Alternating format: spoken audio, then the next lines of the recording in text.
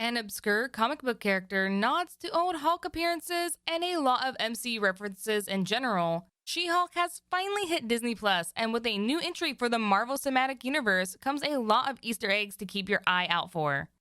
Keep watching as we mine through the biggest references and winks to the audience. That doesn't count any winks from Jennifer Walters. Not that she winked the camera at all throughout the episode. Sorry, really bad breaking the fourth wall joke.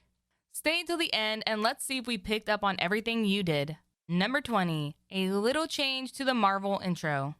Not exactly an Easter egg for She-Hulk per se, but a nice little something.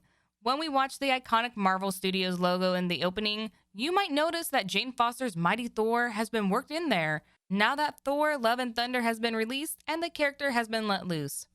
Number 19, a future rival. During the opening scene, when Jennifer is practicing her closing argument for a court case, a man is present and he doesn't seem very on the same page as her. This guy is Dennis Bukowski.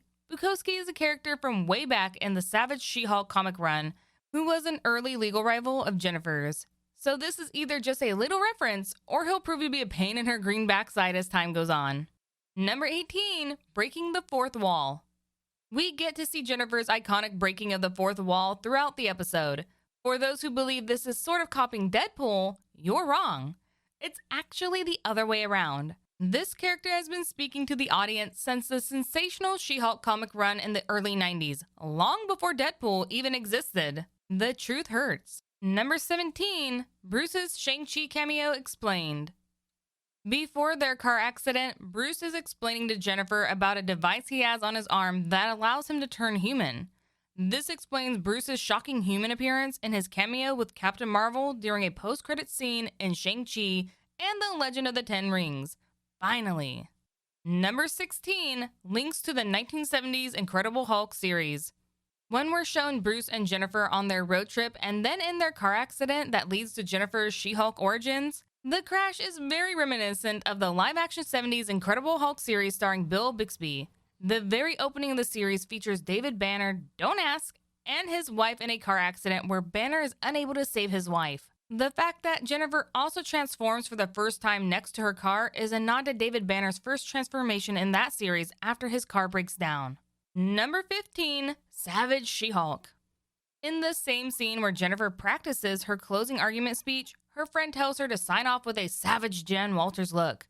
This is a nod to a comic run we mentioned earlier, the character's first comic run in fact, Savage She-Hulk. Number 14, the Sicarian ship. Bruce and Jennifer's car accident is caused by the sudden appearance of a Sicarian ship, a Class 8 courier craft to be exact. Thanks for the heads up, Bruce. Why it is there is unclear, but it seems to tie into Hulk's 2 years on Sakaar. Could Grandmaster be looking to bring back his prized champion? That does look like the same craft that Grandmaster owned in Ragnarok, so it's possible.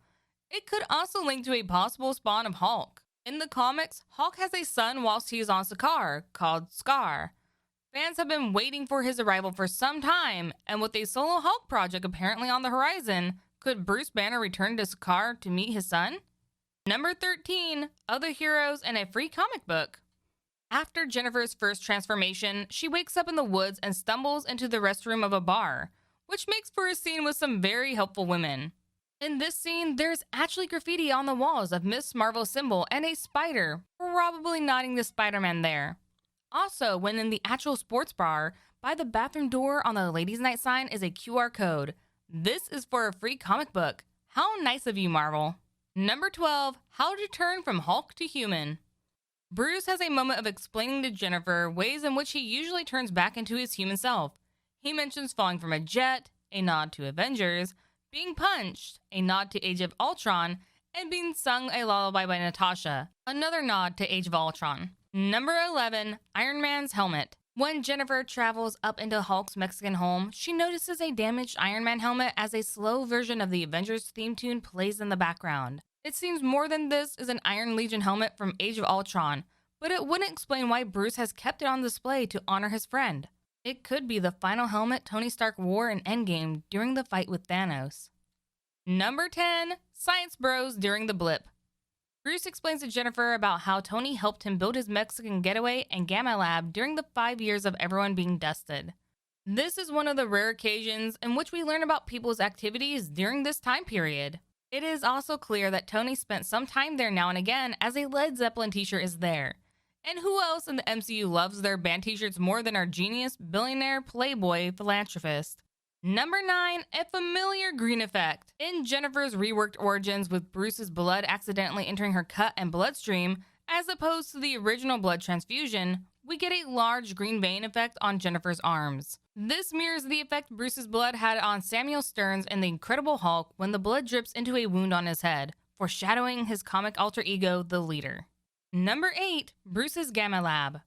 As we mentioned, Bruce and Tony built the Gamma Lab that Bruce spent 18 months in as he, in his words, put the brain and brawn together.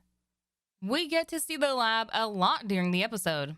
Number 7, getting rid of the blood. We watch as Bruce incinerates his and Jennifer's blood with an excessive amount of lasers. Bruce knows from a few past events that his blood is dangerous in the wrong hands and could even be harmful to others.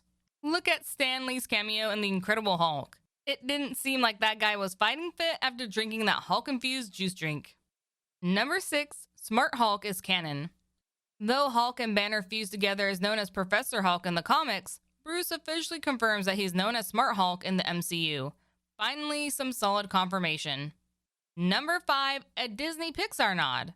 When testing Jennifer's ability to transform in what can only be described as a torture chamber, Jennifer says about maybe instead putting on a Pixar movie to test her emotions, and mentions about a character, Bing Bong. She's talking about Inside Out's scene where Bing Bong sacrifices his existence for joy and sadness.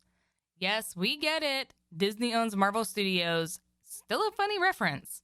Number 4, 2 years as Hulk. When talking to Jennifer about the problems with transforming into a Hulk, Bruce mentions about the time he was Hulk for 2 years non-stop.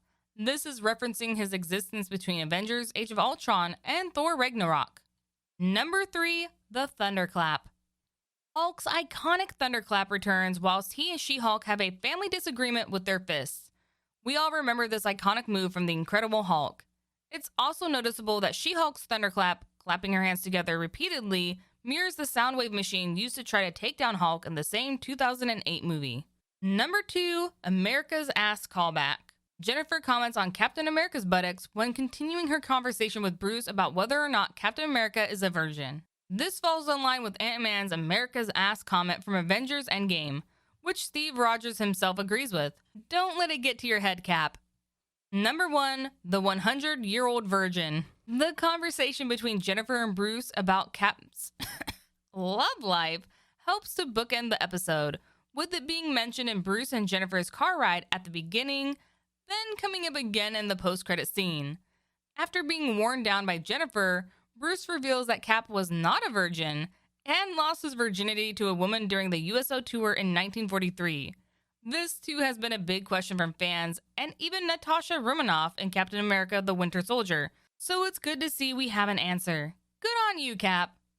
Even for a premiere, there's quite a few bits stacked in there. Did you notice all of these already? Notice any Easter eggs of your own? Let us know in the comment section below. We also noticed no reference of Edward Norton throughout the episode. How dare they?